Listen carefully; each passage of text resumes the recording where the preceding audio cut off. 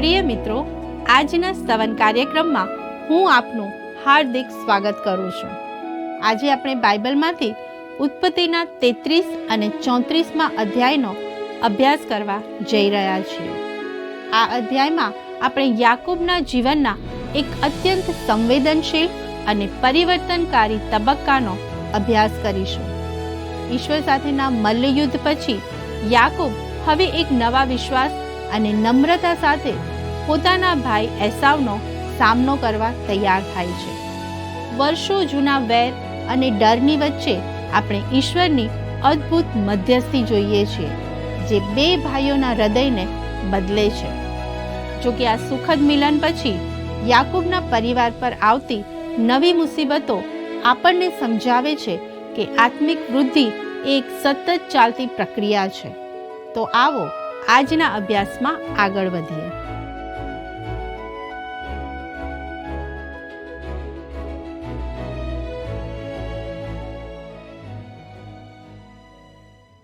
મિત્રો, આજના કાર્યક્રમમાં આપણે જોઈશું કે યાકૂબ એસાવને મળે છે અને સાલેમની યાત્રા કરે છે.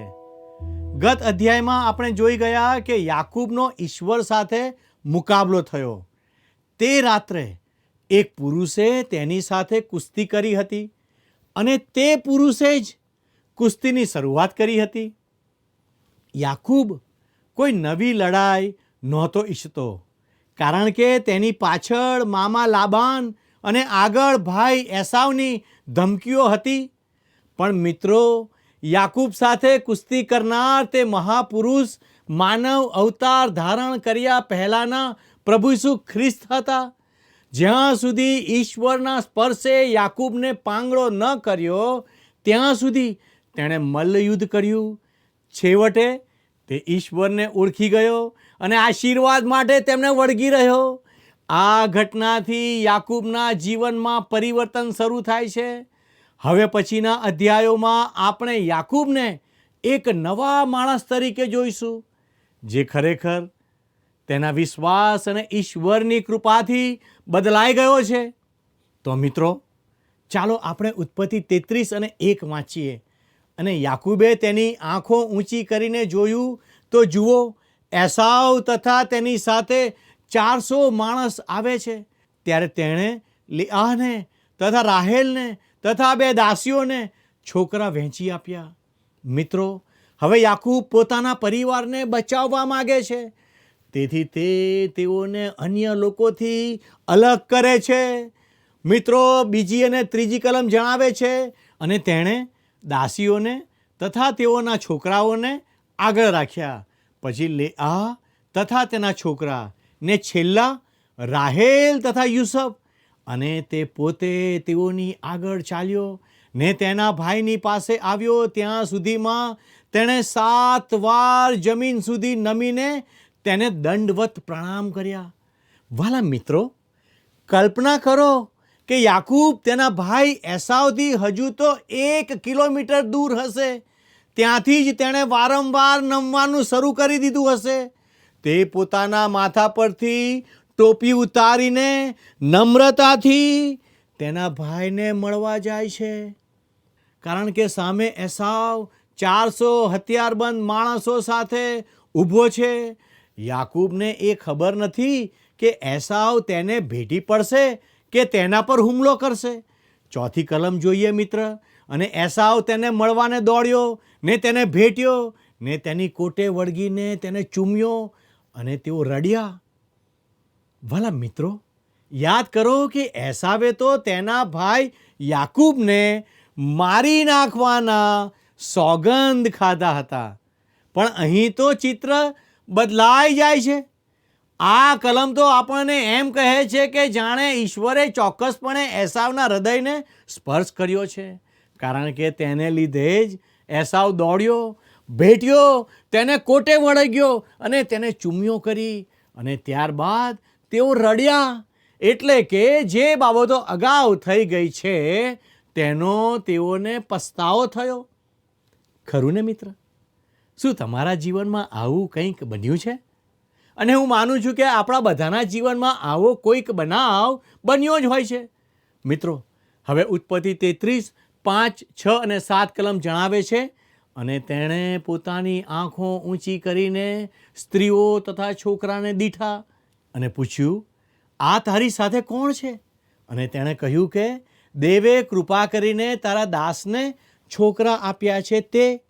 અને દાસીઓ તથા તેઓના છોકરા તેની પાસે આવ્યા ને તેને દંડવત પ્રણામ કર્યા.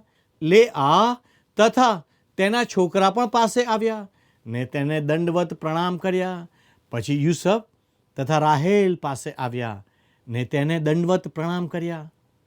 ભલા મિત્રો, અહીં વર્ષોથી જુદા થઈ ગયેલા બે ભાઈઓ જ્યારે ભેગા થાય છે ત્યારે ખુશી અને આનંદ થાય છે. અને તેના સંદર્ભમાં યાકૂબ તેના પરિવારનો પરિચય તેના ભાઈ સાથે કરાવે છે. આ દ્રશ્ય કેટલું અદ્ભુત હશે, ખરું ને મિત્ર? મિત્રો, 8મી કલમમાં લખ્યું છે, અને તેણે પૂછ્યું, આ જે સર્વ ટોળા મને સામા મળ્યા તેમાં તારો 100 હેતુ છે? અને તેણે કહ્યું, મારા મુરબ્બીની નજરમાં કૃપા પામવા સારું તે છે. કદાચ યાકૂબને એવું લાગ્યું હશે કે તેણે જે રીતે ભેટો મોકલી અને નમ્રતા બતાવી તેનાથી એસાવનું દિલ જીતવાની તેની યુક્તિ સફળ થઈ ગઈ છે. પણ મિત્રો, હકીકતમાં આ બધી વ્યૂહરચનાની કોઈ જરૂર જ નહોતી. એસાવના શબ્દો અને તેનો વ્યવહાર જુઓ. તેનામાં આવેલું પરિવર્તન કેટલું અદ્ભુત છે, ખરું ને? મિત્રો, 9મી કલમ કહે છે, ત્યારે એસાવ બોલ્યો, મારા ભાઈ, મારી પાસે બહુ છે, તારું જે છે તે તું પોતે જ રાખ. મિત્રો, આ કલમ એવું બતાવે છે કે ભેટો મોકલીને એસાવને ખુશ કરવાની કોઈ જ જરૂર નથી. એસાવ પાસે તો પહેલેથી જ પુષ્કળ છે. એસાવ જે બોલ્યો તે પરથી એવું લાગે છે કે તેના ભાઈ યાકૂબને તેણે માફ કરી દીધું છે. મિત્રો, 10 અને 11 કલમ વાંચીએ, અને યાકૂબે કહ્યું કે એમ નહીં, હવે જો હું તારી નજરમાં કૃપા પામ્યો હોઉં તો કૃપા કરીને મારા હાથથી મારી ભેટ સ્વીકાર. કેમ કે જાણે કે દેવનું મોં જોયું હોય તેમ મેં તારું મોં જોયું છે ને તું મારા પર પ્રસન્ન થયો છે. મારી જે ભેટ તારી પાસે આણી છે તે કૃપા કરી લે, કેમ કે દેવે મારા પર કૃપા કરી છે ને મારી પાસે પુષ્કળ છે. અને તેણે આગ્રહ કર્યો ને તેણે તે લીધી. મિત્રો, આ દ્રશ્ય ખરેખર અદ્ભુત છે. અત્યાર સુધી આ બંને ભાઈઓ, ખાસ કરીને યાકૂબ, હંમેશા એકબીજા પાસેથી કંઈક મેળવવાની કે છીનવી લેવાનો ભાગ શોધતો હતો. પરંતુ હવે આપણે યાકૂબને એક અલગ જ ભૂમિકામાં જોઈએ છીએ. તે સામેથી આગ્રહ કરી રહ્યો છે કે તેનો ભાઈ ભેટોનો સ્વીકાર કરે. મિત્રો, વિશ્વાસ કરો કે યાકૂબમાં કોઈ નાનું સૂનું નહીં, પણ બહુ મોટું જ પરિવર્તન આવ્યું છે. મિત્રો, યાકૂબની જેમ પવિત્ર શાસ્ત્ર બાઇબલમાં નવા કરારના વિભાગમાં ઝાંખી દાણીનું ઉદાહરણ પણ એ જ સત્ય સાબિત કરે છે. જ્યારે પ્રભુ ઈસુએ ઝાંખીને ઝાડ પરથી નીચે બોલાવ્યો અને તેના ઘરે પધાર્યા, ત્યારે તેના જીવનમાં એક આશ્ચર્યજનક વળાંક આવ્યો. જે માણસ કુતૂહલવશ ઝાડ પર ચડ્યો હતો તે નીચે ઉતર્યો ત્યારે એક સાવ નવો જ માણસ હતો. તેણે જાહેર કર્યું કે તે હવે અપ્રમાણિક કર ઉઘરાવનાર નથી રહ્યો. તેણે અન્યાયથી લીધેલું પાછું આપવાની જ નહીં, પણ તે 4 ગણું કરીને પાછું આપવાની તૈયારી બતાવી. આ કેટલું મોટું પરિવર્તન હતું. મિત્રો, જ્યારે ઈસુ કોઈના હૃદયમાં કે ઘરમાં પ્રવેશ કરે છે ત્યારે ત્યાં આવા જ દૈવી ફેરફારો જોવા મળે છે. ખરેખર યાકૂબના જીવનમાં આ એક ક્રાંતિકારી ફેરફાર છે. જે માણસે એક સમયે મોટા દીકરાનો હક મેળવવા માટે મસૂરની દાળની 1 વાટકીનો સોદો કર્યો હતો, તે જ માણસ આજે કંઈ પણ મેળવવાની આશા વગર ઘેટા બકરા અને ઢોર ઢાંકના આખા ટોળા પોતાના ભાઈને આપી રહ્યો છે. મિત્રો, આ બતાવે છે કે તે હવે લેવા માટે નહીં પણ આપવા માટે જીવી રહ્યો છે. અંતે એસાવે તે ભેટનો સ્વીકાર કર્યો. તે સમયની સંસ્કૃતિ મુજબ જો વારંવાર આગ્રહ કરવા છતાં કોઈ ભેટનો ઇનકાર કરે તો તેને મોટું અપમાન ગણવામાં આવતું હતું. એસાવે તે સ્વીકારીને બંને ભાઈઓ વચ્ચેના મિલન અને સંબંધને ફરીથી સંપૂર્ણ બનાવ્યો. મિત્રો, ઉત્પત્તિના 33મા અધ્યાયની 12મી કલમમાં લખ્યું છે, અને તેણે કહ્યું કે ચાલો રસ્તે પડીએ ને હું તારી આગળ ચાલીશ. વાલાઓ, આ કલમ એવું કહે છે કે યાકૂબ પોતાના દેશમાં ઘણા વર્ષો પછી પાછો ફર્યો છે. તેથી તેનો મોટો ભાઈ એસાવ તેના રક્ષણ અર્થે આગળ ચાલીને રસ્તો બતાવવા માંગે છે. વાલા મિત્રો, જ્યારે આપણે ઈસુનો સ્વીકાર કરીએ છીએ ત્યારે યાદ રાખો, ઈસુ આપણો રસ્તો છે. તે આપણને તેમની સાથે સ્વર્ગમાં લઈ જવા આપણી આગળ ચાલે છે અને રસ્તો બતાવે છે. શું તમે તે રસ્તા પર છો? મિત્રો, હવે કલમ 13 જોઈએ. અને તેણે તેને કહ્યું, મારો મુરબ્બી જાણે છે કે છોકરા કુમળા છે ને દૂધણી બકરીઓ તથા ઢોર મારી સાથે છે. જો તેઓને એક દહાડો પણ લાંબી મજલે હાંકે તો સર્વ ટોળા મરી જાય. મિત્રો, અહીં યાકૂબ કહે છે, હું મારા પરિવાર સાથે પ્રવાસ કરી રહ્યો છું અને અમારી સાથે નાના બાળકો, ઘેટા બકરા અને ઢોર ઢાંકના ટોળાઓમાં બચ્ચા પણ છે. અમે બહુ ઝડપથી ચાલી શકીએ તેમ નથી. તમે 400 માણસોના સૈન્ય સાથે કદાચ વધુ ઝડપથી આગળ વધવા ઈચ્છતા હશો. તેથી તમે આગળ વધો. મિત્રો, 14મી કલમ કહે છે, માટે મારા મુરબ્બી તારા દાસની આગળ જા અને હું સેઈરમાં મારા મુરબ્બી પાસે આવી પહોંચીશ. ત્યાં સુધી જે ઢોર મારી આગળ છે તેઓ તથા છોકરા ચાલી શકે તે પ્રમાણે હું ધીમે ધીમે ચાલતો આવીશ. મિત્રો, યાકૂબ કહે છે, ભાઈ એસાવ, હું તારી સાથે કદમ મિલાવી શકું તેમ નથી. મારે પોતાની ગતિએ ચાલવું પડશે. તેથી તું આગળ વધ. ઉત્પત્તિ 33:15 અને 16 લખ્યું છે, અને એસાવે કહ્યું, મારી સાથેના લોકોમાંથી થોડા તારી પાસે હું મૂકું. અને તેણે કહ્યું, સારું, હું તારી નજરમાં કૃપા પામું તે બહુ છે. પછી તે દહાડે એસાવ સેઈર જવાને પાછો ફર્યો. મિત્રો, તે સમયે એસાવ દક્ષિણના કનાનના સેઈર એટલે કે અદોમ દેશમાં રહેતો હતો. તેના પિતાના મૃત્યુ પછી તે સેઈર પર્વત પર રહેવા ગયો. પૂર્ણ નિયમ 2 અને 5 પ્રમાણે ઈશ્વરે આ પર્વતીય પ્રદેશ એસાવને તેના વતનના હક તરીકે આપ્યો હતો. મિત્રો, 17મી કલમ વાંચીએ ત્યારે યાકૂબ સુક્કોથમાં ચાલતો આવ્યો ને તેણે પોતાને સારું ઘર બાંધ્યું ને તેના ઢોરને સારું માંડવા ઊભા કર્યા. એ માટે તે જગાનું નામ સુક્કોથ પડ્યું. મિત્રો, અહીં જે બન્યું છે તે ધ્યાનમાં લો. યાકૂબમાં એક મોટું પરિવર્તન આવ્યું છે. પોતાના ભાઈ એસાવને ભેટ આપવાની યાકૂબની બધી ચતુરાઈભરી યોજનાઓ નિરર્થક સાબિત થઈ. ઈશ્વરે લાબાનના હૃદયને તૈયાર કર્યું હતું કે તે યાકૂબને નુકસાન ન પહોંચાડે, અને ઈશ્વરે એસાવના હૃદયને પણ યાકૂબનો સ્વીકાર કરવા માટે તૈયાર કર્યું હતું. હવે તેને બંને મોરચે શાંતિ છે. એસાવને યાકૂબની ભેટ જોઈતી નહોતી, કારણ કે એસાવ પાસે પુષ્કળ સંપત્તિ હતી. જ્યારે યાકૂબે આગ્રહ કર્યો ત્યારે તેણે માત્ર સન્માન ખાતર તે ભેટ સ્વીકારી. મિત્રો, આ બંને ભાઈઓ તેમના સમાધાનમાં ઉદાર અને સાચા જણાય છે. તેમાં શંકાનું કોઈ કારણ નથી. હવે જ્યારે એસાવ પોતે સમૃદ્ધ છે અને તેને તેના જ્યેષ્ઠપણા માટે કોઈ ખાસ મૂલ્ય પણ નહોતું, તેથી તેના જોડિયા ભાઈ સાથે સમાધાન ન કરવાનું કોઈ કારણ રહેતું નથી. મિત્રો, હવે યાકૂબના જીવનમાં સૂર્યનો પ્રકાશ પડવાનું શરૂ થયું. લાબાન શાંત થઈ ગયો છે અને એસાવ સાથે અદ્ભુત સમાધાન થઈ ગયું છે. ઈશ્વરે આ બધું તેના માટે એવી રીતે ગોઠવ્યું હતું કે તેની યાકૂબે કલ્પના પણ નહોતી કરી.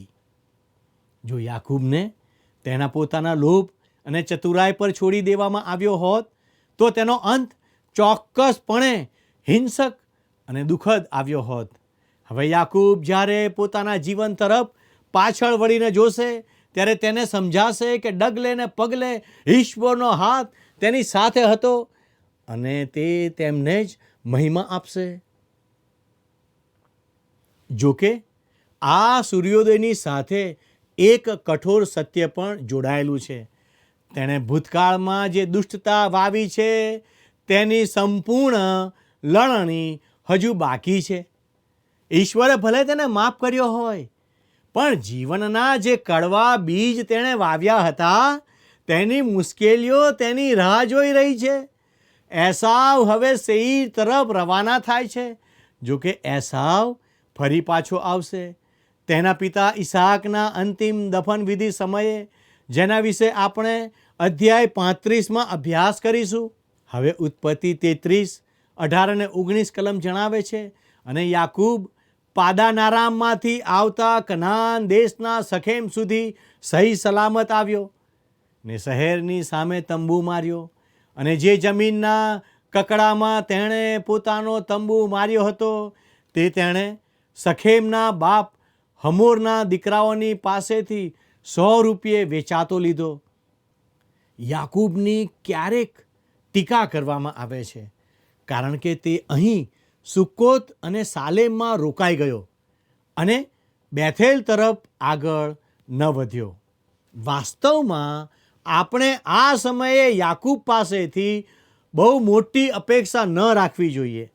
તે હમણાં જ નમ્ર થયો છે અને તે હજી તો તેના આત્મિક પગલાં માંડતા શીખી રહ્યો છે. મિત્રો, 20મી કલમ કહે છે, અને ત્યાં તેણે વેદી બાંધી ને તેનું નામ એલોહે ઇસ્રાએલ પાડ્યું. યાકૂબ અહીં વેદી બાંધે છે. તેના દાદા ઇબ્રાહિમ પણ જ્યાં જ્યાં જતા ત્યાં વેદી બાંધવાની આદત ધરાવતા હતા. અહીં સૌથી સુંદર બાબત એ છે કે યાકૂબ તેના નવા નામને ઈશ્વરના નામ સાથે જોડે છે. તે તેને એલોહે ઇઝરાયેલ કહે છે, જેનો અર્થ છે ઈશ્વર, જે ઇઝરાયેલનો ઈશ્વર છે. મિત્રો, આ એક માણસની સાચી આત્મિક વૃદ્ધિ સૂચવે છે જે હજી તો ચાલતા શીખી રહ્યો છે. આપણે તેને આ રીતે સમજી શકીએ. આ માણસ બેથેલ તરફ જવાના માર્ગ પર છે, પરંતુ તે હજી ત્યાં પહોંચ્યો નથી. પહેલાં તે સુક્કોતની યાત્રા કરે છે. મિત્રો, હવે આપણે અધ્યાય 34માં જઈએ. તેમાં બળાત્કાર અને હત્યાની વાત આવે છે. મિત્રો, સાચું કહીએ તો સાલેમમાં રોકાઈને યાકૂબે મોટી ભૂલ કરી હતી, કારણ કે અહીં જ તેના પરિવારમાં એક કલંકની શરૂઆત થઈ. તેની પુત્રી દીના, જે લેઆથી જન્મી હતી, તેને શખેમ દ્વારા અપવિત્ર કરવામાં આવી. મિત્રો, આ દુઃખદ ઘટના પછી દીનાના સગા ભાઈઓ સિમ્યોન અને લેવીએ હિંસક બદલો લીધો અને આખા નગરની હત્યા કરી. તેને કોઈ પણ રીતે ન્યાયી ઠરાવી શકાય નહીં. આ હિંસા યાકૂબના પરિવાર પર એક કાળા ડાઘ સમાન છે. આ ઘટના સાબિત કરે છે કે જ્યારે યાકૂબ તેના મામા લાબાનને છોડીને નીકળ્યો ત્યારે તે મોડો જ પડ્યો હતો. ઈશ્વર તેને તે નકારાત્મક વાતાવરણમાંથી બહાર કાઢવામાં બિલકુલ સાચા હતા, કારણ કે ખોટા સ્થળે થોભવું એ ઘણીવાર વિનાશને આમંત્રણ આપે છે. વાલા મિત્રો, ઉત્પત્તિના પુસ્તકમાં 2 એવી બાબતો છે જેના પર ઈશ્વર ઘણો ભાર મૂકે છે. પ્રથમ બાબત વંશ પરંપરા છે. ઈશ્વર એ બાબતે ખૂબ જ ચિંતિત છે કે એક વિશ્વાસુ વ્યક્તિ સાથે જ લગ્ન કરે. વંશ પરંપરાની શુદ્ધતા માટે આ અત્યંત મહત્વનું છે. બીજી ચિંતાની બાબત વ્યક્તિનું વાતાવરણ છે. આપણે યાકૂબના જીવનમાં આ ખાસ જોઈએ છીએ. તેનો પરિવાર મોટો છે. તેને માત્ર 12 પુત્રો જ નહોતા, પણ પુત્રીઓ પણ હતી. આપણી પાસે માત્ર આ એક જ પુત્રીની માહિતી છે, કારણ કે તે આ દુઃખદ પ્રકરણમાં મુખ્ય પાત્ર છે. ઉત્પત્તિના પુસ્તકને સમજવા માટે આપણે એક બીજી મહત્વની બાબત નોંધવાની જરૂર છે, અને તે એ કે આ પરિવારોમાં હંમેશા મુશ્કેલીઓ આવે છે. શું તમે તે નોંધ્યું છે? મિત્રો, ઇબ્રાહીમના પરિવારમાં મુશ્કેલીઓ હતી. ઈસાકના પરિવારમાં પણ મુશ્કેલીઓ હતી. એસાવ ઈસાકનો લાડકો હતો અને રિબકાનો પ્રિય પુત્ર યાકૂબ હતો, અને તેના કારણે પરિવારમાં ઘણી મોટી મુસીબતો આવી. હવે આપણે જોઈશું કે યાકૂબના પરિવારમાં પણ ઘણી બધી મુશ્કેલીઓ હતી. સાલેમમાં યાકૂબનું રોકાણ તેના માટે મોટા આઘાતનું કારણ બન્યું. અધ્યાય 34માં આ દુઃખદ પ્રસંગનું વર્ણન છે. યાકૂબ હવે વેદી બાંધીને ઈશ્વરની સાક્ષી તો આપી રહ્યો છે, પરંતુ તેના જીવનમાં આવેલું પરિવર્તન રાતોરાત નથી આવ્યું. તે એક ધીમી વૃદ્ધિ છે. આપણા માટે પણ આ એક મોટો બોધપાઠ છે. એક વિશ્વાસી તરીકે રાતોરાત સંપૂર્ણતાની અપેક્ષા ન રાખવી જોઈએ. ભલે પવિત્ર આત્મા આપણા શિક્ષક છે અને ઈશ્વરે આપણને દત્તક લીધા છે, છતાં આપણો આત્મિક વિકાસ ઘણીવાર ધીમો હોય છે. આપણે કદાચ સિમોન પિત્તર જેવા છીએ, જે ઠોકર ખાય છે, પડે છે, પણ ઈશ્વરની કૃપાથી ફરી ઊભો થાય છે, અને છેવટે પ્રભુ માટે વધસ્તંભ સુધી જવાની હિંમત કેળવે છે. આપણે આપણી જાત પાસેથી ઉચ્ચ અપેક્ષાઓ રાખવી જોઈએ, પરંતુ બીજાઓની ધીમી વૃદ્ધિ પ્રત્યે ધીરજ અને દયા રાખવી જોઈએ. ઉત્પત્તિના પુસ્તકમાં 3 અધ્યાયો લેઆહના સંતાનો સાથે સંબંધિત છે. લાબાનની તે મોટી પુત્રી હતી જે યાકૂબને છેતરીને આપવામાં આવી હતી. આ એ હકીકતનો પુરાવો આપે છે કે ઈશ્વર બહુપત્નીત્વને મંજૂરી આપતા નથી. યાકૂબ પર આ બાબત અમુક અંશે લાદવામાં આવી હતી. તેનો અર્થ એ નથી કે તે કોઈ પણ રીતે યોગ્ય હતું. યાકૂબ પણ તેની સાથે થોડો તો સંમત થયો જ હતો. મિત્રો, આ વિભાગમાં આપણે જોઈએ છીએ કે લેઆહના તમામ સંતાનો પાપમાં સંડોવાયેલા છે. તેને 6 પુત્રો હતા. આ અધ્યાયમાં તે સિમ્યોન અને લેવીનું નામ છે. અધ્યાય 35માં આપણે બીજા એક પુત્ર રૂબેન વિશે જોઈશું, જે પ્રથમ જન્મેલો હતો. અધ્યાય 38માં તે યહૂદા હશે.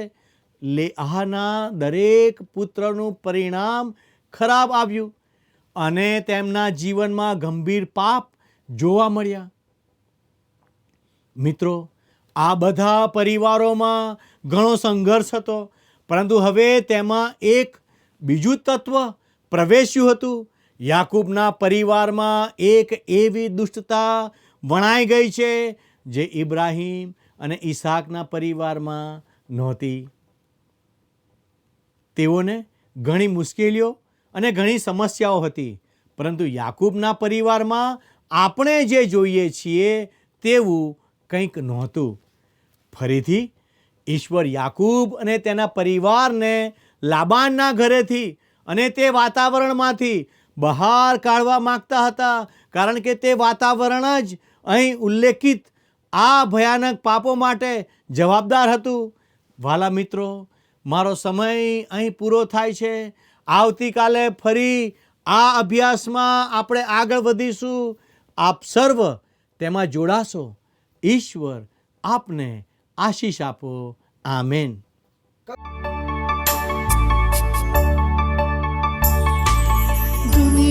દુનિયાનો તું રચના, મુજનો તું તારણહાર. દુનિયાનો તું રચના, મુજનો તું તારણહાર. શરણે તારા આવું હું, કરજે મારો સ્વીકાર, કરજે મારો સ્વીકાર. દુનિયાનો તું રચના, મુજનો તું તારણહાર. દુનિયાનો તું રચના, મુજનો તું તારણહાર.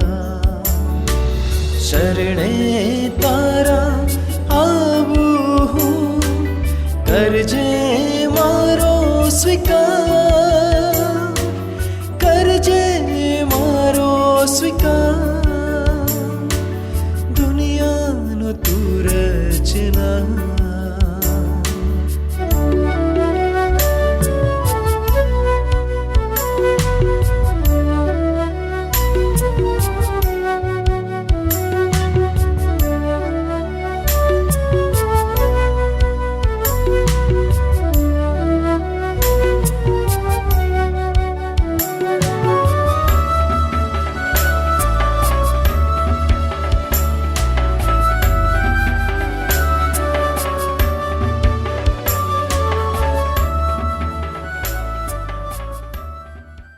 મિત્રો, આજે આપણે શીખ્યા કે યાકૂબનું વલણ હવે લેવાને બદલે આપવા તરફ વળ્યું છે, જે તેનામાં આવેલા દૈવી પરિવર્તન અને તેના દ્રઢ વિશ્વાસનું પ્રતીક છે. તે સાથે ઈશ્વરની કૃપાએ એસાવના હૃદયને બદલ્યું, જે સાબિત કરે છે કે જ્યારે આપણે ઈશ્વરના માર્ગમાં ચાલીએ છીએ ત્યારે તે આપણા શત્રુઓને પણ મિત્ર બનાવી દે છે. મિત્રો, યાકૂબની જેમ વિશ્વાસી તરીકે આપણે પણ ભૂલો કરીએ છીએ. આત્મિક પરિપક્વતા રાતોરાત નહીં પણ ધીમે ધીમે આવે છે. લાબાનના ઘરે વિતાવેલા સમયની અને ખોટા સ્થળે રોકાણ કરવાની માઠી અસરો યાકૂબના સંતાનોના જીવનમાં જોવા મળી, જે આપણને યોગ્ય સંગતનું મહત્ત્વ સમજાવે છે.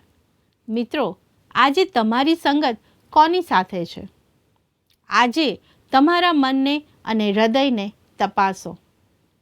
મિત્રો, આજના કાર્યક્રમ સંબંધી આપના પ્રતિભાવો અમને ચોક્કસ જણાવશો. તે માટે અમારો સંપર્ક નંબર છે 94 29 37 56 10.